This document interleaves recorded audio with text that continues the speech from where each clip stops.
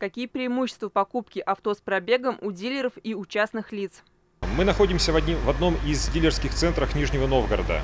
Давайте послушаем специалиста отдела Trade-in, какие все-таки преимущества есть при покупке автомобиля с пробегом. Во-первых, это удобно, да, для клиента.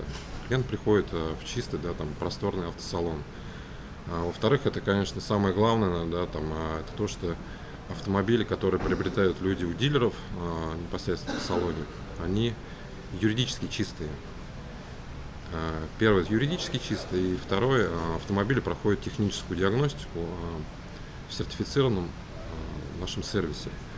То есть это на профессиональном оборудовании, да, сертифицированными мастерами. Плюсом также является то, что люди, приобретающие автомобиль с пробегом у дилеров, получают дополнительную гарантию, да, на автомобиль. При продаже нами автомобиля выдаются, значит, следующие документы. Ну, во-первых, это ПТС транспортного средства, да, где мы заполняем его владельца, да, то есть который приобретает автомобиль, договор купли-продажи, который также идет от нашего салона, да.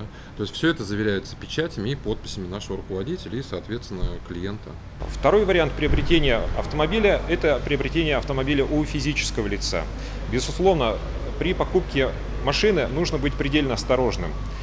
Для того, чтобы правильно купить машину и не нарваться на мошенников, необходимо получить у владельца транспортного средства это оригинал паспорта транспортного средства, свидетельство о регистрации, документы основания по приобретению автомобиля, а также необходимо проверить все регистрационные номера, которые есть на автомобиле.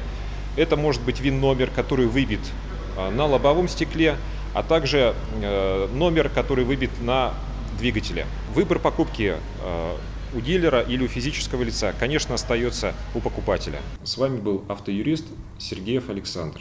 Присылайте свои вопросы на электронную почту и по телефону, которые вы видите на экране. Давайте разберем ваши вопросы вместе.